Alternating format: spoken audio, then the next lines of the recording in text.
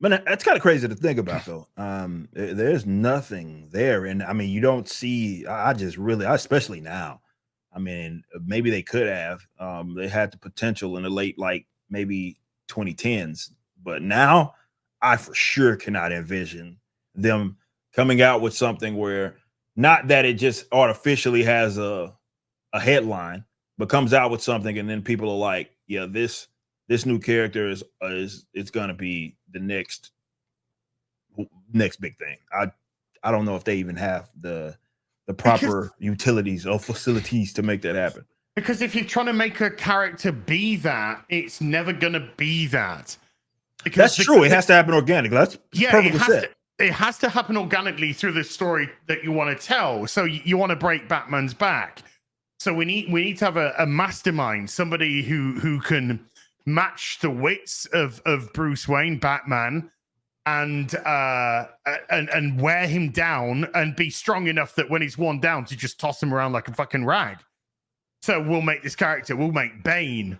So Bane is conceived based off that idea. It wasn't. We need a new next big thing, character. Right. No, yeah, that's a good point. Bane was facilitating the story. That's what he was doing. Same with Doomsday. We need to kill Superman. That was the big thing. We need to kill Superman. Superman needs to die.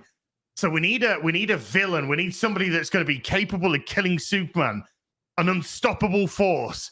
He goes through everything, everyone, the Justice League, and then he gets to Superman, and even then he goes through him. So Doomsday's born. That's how that works. And that's the organic nature of that. You can't just say, let's make a big villain. You needed a tentpole for the Rippaverse. Yeah. So you create Isom, right? You then put posters up for sale, and Yaira sells the most. That's organic. Yeah. So that's organic. So you've created your character, your main tentpole character, sold $3.7 million worth in the first book, hasn't been surpassed that. But the poster for another character, a character which had only made a very brief appearance in the first book, not even in costume. True. Was the one that sold the most posters. So that came out. That's now become the second biggest character selling wise. Yep. In the Rippaverse. Facts. So that's organic. Alpha Core still $1.3 million. Alpha Core team. Braxwell, Ingrid, Brian. That's organic. 1.3 million. Chuck Dixon wrote the fucking shit off that book. That fucking book is amazing, man. It's brilliant. It's fucking brilliant book. Yeah. So that is organic. That is organic because if the Rippaverse, let's say, was a flash in the pan, then those books wouldn't be selling that much. Facts. Would not be selling that much. So there has to be something which keeps people coming back, and it's the organic nature of the characters. So that's fan growth. That's organic sales. That's a company going, right, what's selling? What are people looking at? What they're saying that they like? Let's lean into it. Stay true to the core. We still got Isom. We've got Isom Part 3 coming out. But now we've got Alpha Core Part 2. We've got Yara Part 2 coming out. Now we're doing a one-shot with Gooding. 3 covers sell out during the fucking campaign. Yeah.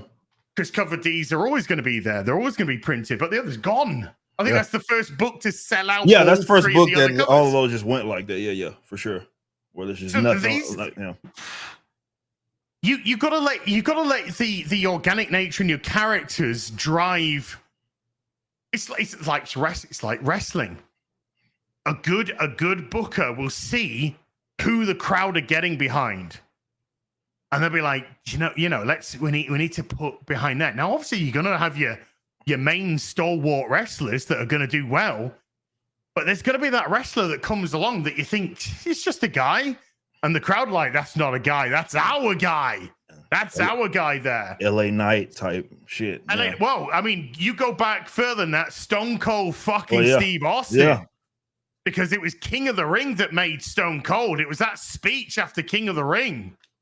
Austin 316. That was the You start. thump your Bible. Yeah. Yeah. You thought, but that was a great organic promo based off another wrestler's character and how they acted. Yeah. Austin 316 said, "I just whooped your ass." Yeah.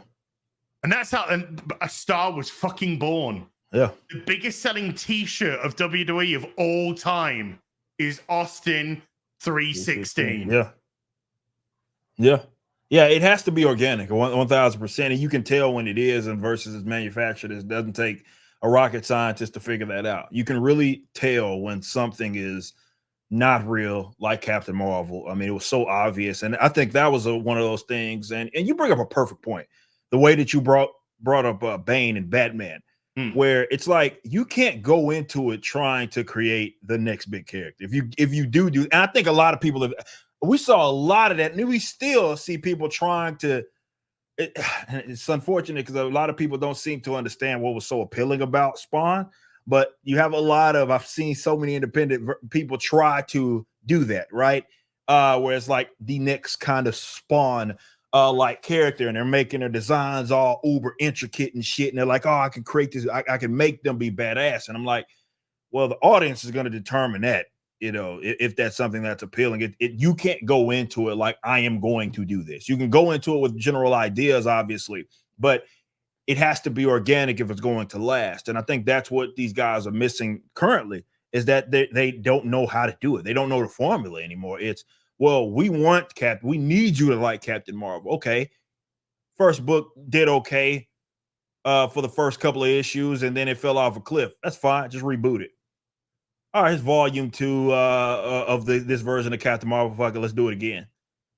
All right, let's give them another limited series that maybe wasn't supposed to be that.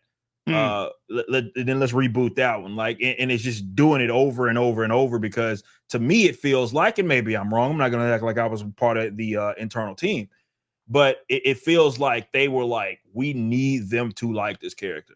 We're committed on making this the new forefront of our universe, next big character in our universe, and we're going to try to force the issue. And it just didn't work. It didn't land that well at all. Thanks for watching. Be sure to head over to Rippaverse.com to check out our comic book company. We have books, plenty of merchandise, and even some glorious animations from Rippaverse Studios.